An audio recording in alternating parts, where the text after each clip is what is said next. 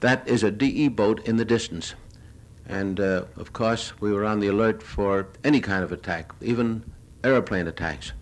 Fortunately, our Air Force did their job well, and at no time did I know of a German attack except after we had landed, 2 planes attempted to strafe the beach, and I happened to be in the area. Now, these are some scenes that I took with my camera that was reduced to 16 millimeter. This particular scene of these men going ashore was taken by an automatic camera aboard a British landing craft, and they were the first men to land. The reason it was taken by an automatic camera was because they wanted to have a record of what happened should the landing fail. At least they might have a record, if they were able to recover the film, of what happened and how to avoid it if they had to try another attack. But here are some scenes landing on the Utah beach, and this is the way we went ashore. This is, again, is at the British beach, but you notice the men didn't dash ashore after being aboard a landing craft for 5 solid days. They just walked slowly and cautiously, fearful of bombs and mines that were sown in the area. You notice they had their rifles wrapped in cellophane. But this is the way we had to go ashore. And I needn't tell you that a lot of the boys didn't make it. Here's one of the famous scenes taken from black and white film of 2 men being shot down right before your eyes. Here is Pete Carroll and Wes Haynes carrying our own equipment, and the ship is grounded on the beach. The section of the beach we were on was being attacked by enemy fire, and in the previous shot you could see a bomb actually land not too far from where we were. There it is again. And the bulldozers were trying to clear roads to let our jeeps and tanks move forward. And even though it was June, the area was quite cold, as it usually is in that part of Normandy. Of course, the men dug their foxholes a little deeper, and we had the good fortune of finding a concrete wall which helped serve as protection. But even now, we're taking some of our wounded back to the beach so they can be transferred back to England. But when the tide went out, the ships could not come in close, or those that went aground had to wait for high tide to be refloated if they weren't hit. We stayed on the beach the first night and lived in a foxhole, and soon we showed some of the first prisoners taken in the area late the first day who were captured close to the beach and were sent back to England because there was no room to keep them there. This is our first command post, where General Collins on the left is talking to some of his officers. And we were able to get some of the first hot food at this place, and I didn't realize how hungry I was until I saw these pictures. There's Larry LeSueur again and Bob Landry on the right. Bob Landry was covering the war for Time and Life. And although it kept me very busy for 8 solid days, I used up all the film I had and decided to go back to France to get some more and probably to get a bath. I hadn't had my clothes off during that entire time. And my landing at England took place at a place near Bournemouth. It almost looks like the cliffs of Dover that everyone is familiar with. But it was a beautiful sight to see the coast of England and know that I could get some rest after a while. But didn't realize it at that time that the buzz bombs would start coming over, and here we see some of them flying over the English coastline. And these buzz bombs were a terror weapon. They didn't know where they would land, but the British were quick to set up machine guns and anti-aircraft fire to knock them out of the sky, and they managed to shoot down quite a few. They even sent planes up into the sky to knock them out of the air. And of course, sometimes they did get through, and where they fell, they caused considerable damage. But you must have missed that pretty good shooting. There's one actually coming down, and it landed in the London area, and wherever they landed, they caused considerable damage. My second crossing of the Channel was made on an LST, and this time with units of the 3rd Armored Division that was sorely needed because they were bringing over more tanks and vehicles to carry us in the direction of Cherbourg because we needed a port badly. The LST was manned by a British crew That's the captain in the British uniform. But we were in a long convoy of many of them, everyone loaded to the gills with equipment that was sorely needed. But here you'll get an idea of what the beach looked like, and these ships are actually waiting for the tide to recede so they could send their equipment ashore without going through deep water. On D-Day, they had to go through the deep water. And at this particular moment, they're waiting for the ramps to be rebuilt after a severe storm so they could go ashore without damage. Now, you can see the problems they had on D-Day because when the landing craft hit the sandbars, the men started wading ashore and found deeper water ahead, and those that had their life preservers too low around their waist turned turtle, and many were drowned.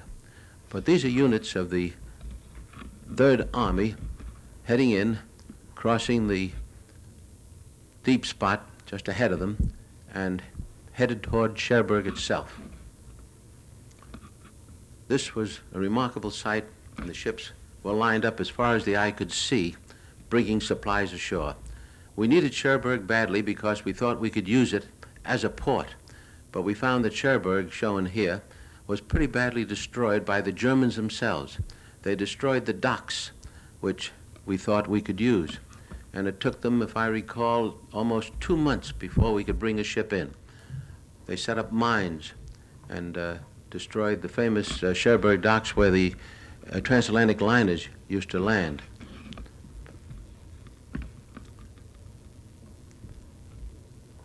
They not only destroyed the docks, but also the inland bridges that crossed the rivers that entered the Cherbourg area, the canals. This is one of them was destroyed by the Germans.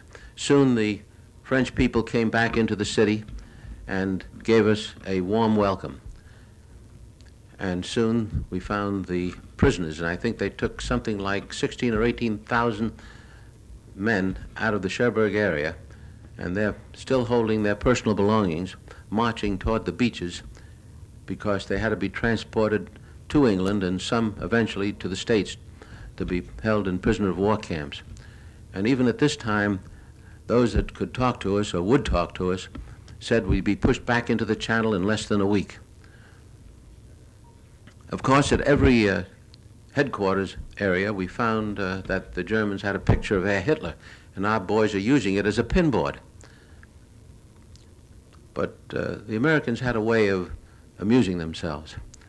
Now here is the first official ceremony held in France when General Collins on the right presented the tricolor flag made out of parachute cloth, seen here, to the mayor of Cherbourg, who was holding the microphone.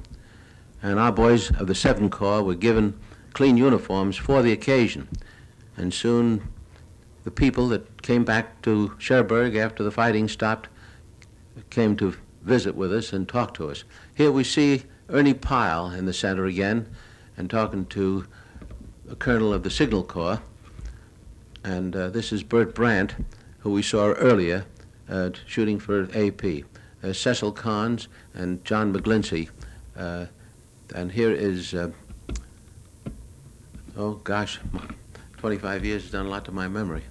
But the troops began to move in the opposite direction to attack the enemy on the St. Lo line. And we were passing through the city of Boulogne, and of course it was completely destroyed. I was there several times since the war, and it's been rebuilt beautifully. But the Germans tried to make a stand here, and wherever they did try to make a stand, we had to knock them out, and in so doing, destroyed the city. A little later on, I had an opportunity to see the construction that was built by slave labor, and all along the beach, especially in the Normandy area as well as other areas, they built these triangles. Many of them had mines attached to them so that if a boat touched them, they would explode. And I was told after taking this walk that I should be very careful not to step where the ground is soft. This is a church in Barfleur that was a pretty little town that the Germans evacuated because the commander liked the city so much, the little town so much, that he didn't want to see it destroyed and just actually withdrew rather than let it be destroyed. It was a little fishing village, and I had the good fortune of coming back several times because the hotel was still intact and serving very excellent French food. A little further down the coast, we found these fortifications built by slave labor, and even these metal fences just to keep us from landing in the area. And these heavy fortifications that were many feet thick, and these correspondents were looking it over. In some areas, the Germans saw to it that they were destroyed, blowing them up so that we couldn't use them against them if they tried to take them back.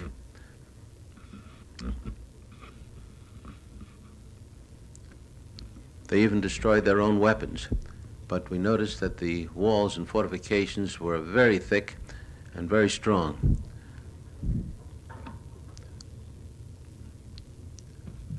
The area was taken over by the Navy, and there was an observation post right on the end. This was near a town called Granville, and there is the lighthouse at the point that sort of separated Normandy from Brittany. And that's the observation post the Germans used, and it's under the command of our naval officers to use as an observation post. Soon we brought in some of our big armament, and they were set up in a field and firing at German positions. But even though the guns were firing, the French people were bringing in the crops as though nothing was happening. This surprised me, and I couldn't help but wanting to make a picture of it. Of course, these heavy guns caused terrific concussion, and it was difficult to hold a handheld camera that long. One of the first things that the Americans did was to build an airstrip in the St. Mary Glees area, not far from the coast. And they used a strip that was supported by metal wire to keep the planes from sinking into the ground. And they were using it also as a place to take off from with 500-pound bombs under each wing. But the strip was so rough that frequently the bombs would break loose, and even though they were armed, they had to be disarmed and taken off the runway.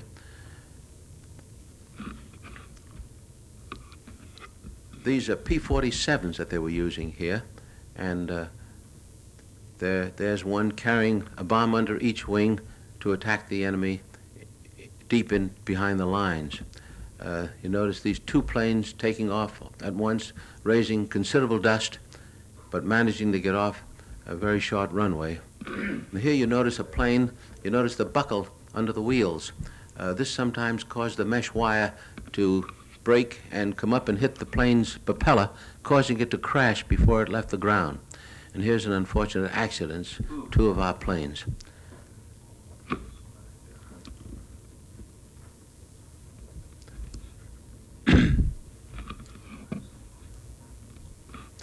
Here we see some pictures made by automatic cameras that were installed in the fighter planes, because when a pilot reported that he had shot down an enemy plane, he wasn't given credit unless his pictures proved that the plane was shot down. And these automatic cameras would operate in conjunction with his machine guns. And if you look closely, you'll see the pilot jump out of the plane in the shot. But you notice, too, that a lot of these planes are still carrying the extra fuel tanks that they were carrying underneath the wing. And whenever the bullets hit that tank, the plane would explode, as you will see here. But when you saw shots like this, you know that the pilot never got back. And one of the highlights of our trip across France was Mont Saint-Michel. Mont Saint-Michel was on a river that separated Normandy from Brittany. And here we met some of the other correspondents. This is Bob Capper of Time magazine, and I know there's a member in the audience who knew Bob Capper. And Bob Capper was eventually killed. He was covering the war in Indochina when the French was fighting. But at Mont Saint-Michel, we found the Poulard Hotel, run by Madame Poulard. And the reason we liked the place is she served some delicious omelets, for which she was famous. And that's Madame Poulard and her famous hotel in the background. And a lot of the correspondents gathered here to fight the war from this point, because we were closer to the front line, if you could call it such, than we were at our main bases. And there we see the river that separates Normandy from Brittany. This is a beautiful little island, and the building at the top is a monastery that was still intact. It was not destroyed at all. And here are some of our GIs looking over the sites of the monastery, being shown around by a woman guide. Soon we met some of the other correspondents we knew, and here we see Charles Collingwood, the gentleman on the right, with Helen Kirkpatrick of the Chicago Daily News, and Joe Liebling of New Yorker magazine, the bald-headed chap, and Wertenbecker on the extreme left.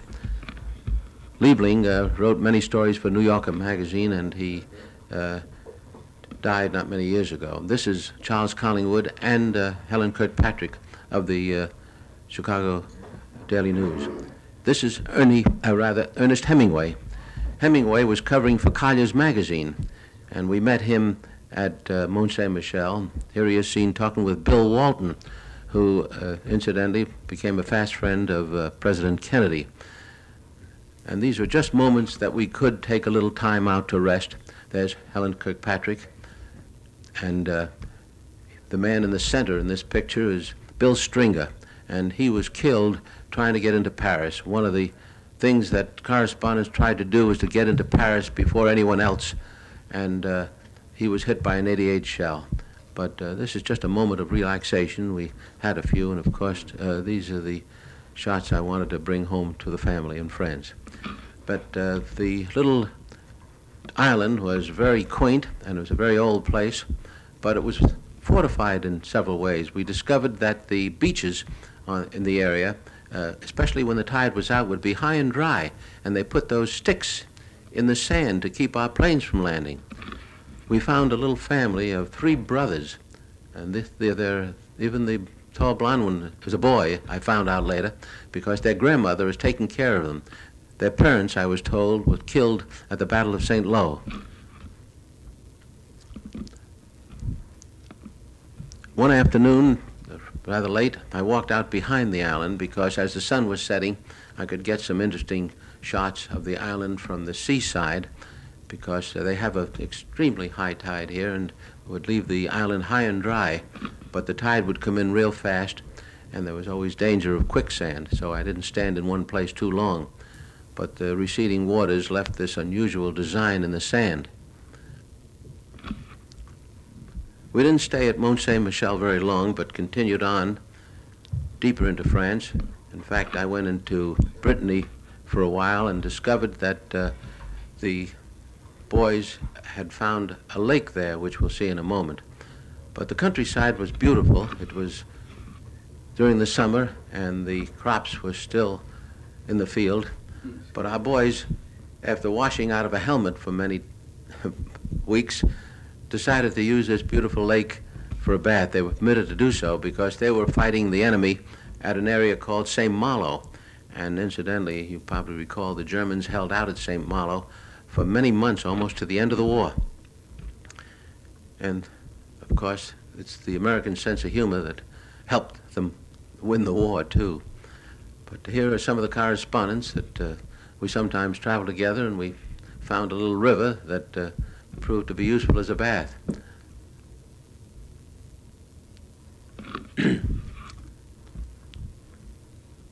There are a lot of these small rivers around France, and at every moment that we could spare, the correspondents, this is a group of them, that's Ralph Moss in the front, and Huey Broderick, and Joe Priestley, and of course here we see Edward G. Robinson.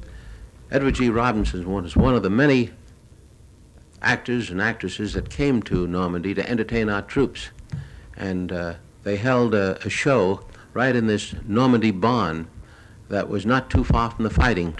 And George Stevens, the Hollywood director, myself, and of course Pete Carroll.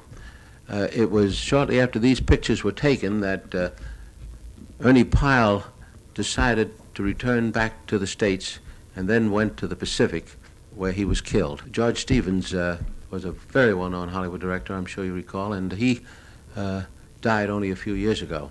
But practically every correspondent turned out to try to get into the city of Paris.